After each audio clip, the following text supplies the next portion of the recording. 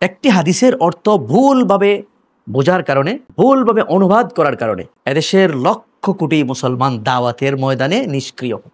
তারা দাওয়াতের প্রয়োজনীয়তা অনুভব করে না। ভুলভাবে ব্যাখ্যা করা সেই হাদিসটি হলো, মান রাআ মিনকুম মুনকারান ফালিয়ুগাইয়িরহু বিয়াদিহি ফাইন লাম ইস্তাতি' ফাবিলিসানিহি ওয়া ইন লাম ইস্তাতি' ফাবিকলবিহি ওয়া যালিকা আযআফুল ঈমান। এই হাদিসের কমন অর্থ, কমন তরজমা আমরা সবাই জানি যে খারাপ কাজ কাউকে করতে দেখলে তাকে হাত দিয়ে বাধা দাও, না পারলে মুখ দিয়ে কথা বলো, মুখ দিয়ে বাধা দাও, আর না পারলে কি? সবাই বলবেন অন্তর দিয়ে ঘৃণা করো। নাউজুবিল্লাহ। ঘৃণা করার কোন শব্দের অর্থ?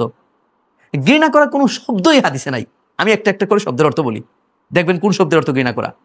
মান, যে বা যে ব্যক্তি, খে, রাআ দেখে, মুনকারান মন্দ কাজ, খারাপ কাজ, গুনার কাজ, পাপের কাজ দেখার পরে ফালইউগাইয়িরহু সেটাকে সে তাগয়ির করবে, পরিবর্তন করবে, ফেরাবে, বিয়াদিহি তার হাত দিয়ে বা শক্তি দিয়ে, ফাইন লাম ইস্তাতি' যদি সে না পারে, ফা অতঃপর, ইন যদি, লাম ইস্তাতি' যদি সামর্থ্য না রাখে, না পারে, ফাবি লিসানিহি তাহলে, লিসান মানে হলো ভাষা, জিহ্বা, মুখের কথা, তাহলে মুখের কথা দিয়ে অন্যায়ের প্রতিবাদ করবে। ওয়া ইন লাম ইস্তাতি' আর যদি সেটাও না পারে, মুখ দিয়ে কথা বলতে পারবে না, ফাবি কালবিহি ইয়ানি ফালইউগাইয়ির বিকালবিহি অর্থাৎ অন্তর দিয়ে তাগয়ির করবে, অন্তর দিয়ে পরিবর্তন করবে। ঘৃণা করা কোন শব্দ? ইয়াকরাহু কোন শব্দ এই হাদিসের মধ্যে তো নাই। ফালইয়াকরাহু তো কোথাও বলা হয়নি। ঘৃণা করবে, অপছন্দ করবে, এই শব্দ তো এর মধ্যে নাই। তাহলে আপনি কই থেকে এই অনুবাদ করলেন? এই অনুবাদ করার কারণে এদেশের মুসলমানরা যখন মন্দ কাজ দেখে সে মনে করে, আচ্ছা আমার তো শক্তি নাই, এটা ফেরাতে পারবো না, মুখ দিয়ে কথা বলতে গেলে আমার শক্তি নাই, পারবো না, আচ্ছা ঘরে বসে আস্তাগফিরুল্লাহ বলে এই মন্দ কাজটাকে আমরা ঘৃণা করি। না, এই ঘৃণা করলে আযআফুল ঈমান, ঈমানের সর্বনিম্ন স্তরও হবে না আপনার। সর্বনিম্ন মুমিন স্তরের মুমিন আপনি হতে পারবেন না যদি ঘৃণা করেন। সর্বনিম্ন স্তরের আযআফ মানে একদম লোয়েস্ট লেভেল অফ ঈমান, উইকেস্ট লেভেল অফ ঈমান। এই সর্বনিম্ন স্তরে যদি আপনার থাকতে হয়, সর্বনিম্ন স্তরের ঈমানদার হইতে গেলে অন্তর দিয়ে পরিবর্তনের চেষ্টা করতে হবে। যে হায় হায় হায় আফসোস, আমার সমাজে মানুষ শিরক করতেছে, আমার সমাজে এত মানুষ নামাজ পড়ে না, আমার সমাজে এত মানুষ, এত রাজনীতিবিদরা আছে আল্লাহর আইনকে অস্বীকার করে তারা রাষ্ট্র চালাইতেছে, আমার দেশে প্রতিদিন কোর্টে হাজার হাজার মামলার রায় হইতেছে আল্লাহর আইনকে বৃদ্ধাঙ্গুলি দেখিয়ে, কুফুরির আইনের মাধ্যমে বিচার হচ্ছে, কুফুরি আইনের মাধ্যমে দেশ চলে, আর ইন্টারেস্ট সুদের ভিত্তিতে যেটাকে আল্লাহ নবীর বিরুদ্ধে যুদ্ধ করা বলা হয়েছে, সেই আল্লাহ রব্বুল ইজ্জতের বিরুদ্ধে 24 ঘন্টা যুদ্ধ করতেছে সুদী ব্যাংকগুলি। এদেশের লক্ষ কোটি মানুষ সুদের সাথে ইনভলভ, কিস্তির সাথে ইনভলভ, এনজিওগুলি সুদ দিচ্ছে। হায় আফসোস, আমি কি করতে পারি?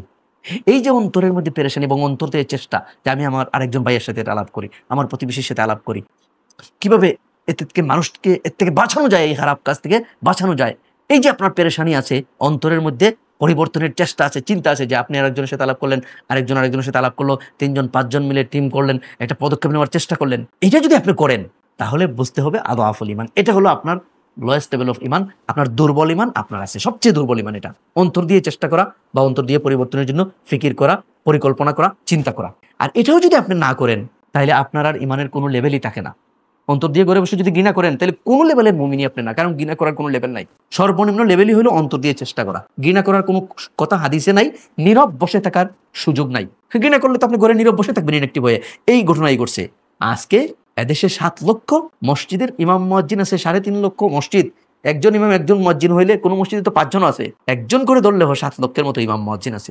মাদ্রাসার লক্ষ লক্ষ ছাত্র শিক্ষক আছে।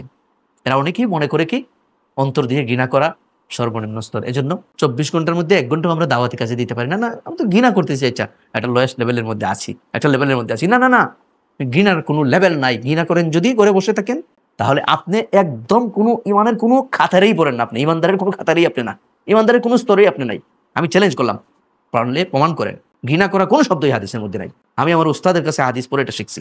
আমার উস্তাদ দারুল উলুম দেওবন্দে হাদিস পড়ছেন, ঢাকা বিশ্ববিদ্যালয় থেকে ইসলামিক স্টাডিজে অনার্স মাস্টার্স পাস করেছেন। আমি আমার উস্তাদের কাছে দারুল হাসান বিশ্ববিদ্যালয়ে আমি হাদিস পড়ে আমার উস্তাদের কাছ থেকে এই ব্যাখ্যা শিখে, হাদিসের কিতাব নিয়ে বসে উস্তাদের কাছ থেকে ব্যাখ্যা শিখে আমি বলতেছি, চ্যালেঞ্জ করে বলতেছি, আরবি জানি না বলতেছি, একদম লফজান লফজান তাহকিক করে তর্জমা করে বুঝিয়ে দিতে পারবো যে দেখান ঘৃণা করা কোথায় আছে এই হাদিসের মধ্যে। এই হাদিসটি আপনারা বলেন অন্তর দিয়ে ঘৃণা করা। আর এই কথা বলার কারণে শয়তান সুযোগ করে দিয়েছে আপনি ঘৃণা করে ঘরের মধ্যে ইনঅ্যাক্টিভ বসে থাকেন, দাওয়াতের কাজ করেন না। না, আপনি মুমিন হিসাবে আজকে উম্মতের ইসলামের এই দুর্দিনে ইসলাম গরিব হয়ে গেছে, উম্মতে মুসলিমা পুরা দুনিয়ায় মজলুম, আর ইসলাম গরিব। এই অবস্থায় আপনার কাজ হলো ফাতুবা লিল গুরাবা, আপনি গরিব হিসাবে আপনার কাজ হলো মানিল গোরাবা। গোরাবা কারা? আল্লাযিনা ইউসলিহুনা ইনদা ফাসাদিন নাস। মানুষকে ইসলাহ করতে হবে ভাই, মানুষকে দাওয়াত দিতে হবে। শক্তি দিয়ে না পারলে, মুখ দিয়ে না পারলে ভাই, অন্তত অন্তরে এই পেরেশানি থাকতে হবে, অন্তর দিয়ে চেষ্টা করতে হবে যে হায় হায় হায় হায় কিভাবে এই পরিবর্তন করা যায়। যেখানেই শুনবেন মানুষ দাওয়াতের ফিকির করে, ওখানেই জড়িত হওয়ার তখন চেষ্টা করবেন। আর ঘৃণা করা হলে আচ্ছা ঠিক আছে, আমি আমার তাহাজ্জুদ সহ একদম সব তাসবিহ 12 তাসবিহ 16 তাসবিহ সব আদায় করি, আর পাপীদেরকে শুধু ঘৃণা করি।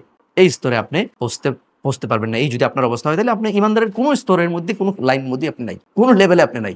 ঘৃণা করার কোনো লেভেল নাই ভাই, অন্তর থেকে চেষ্টা করতে হবে।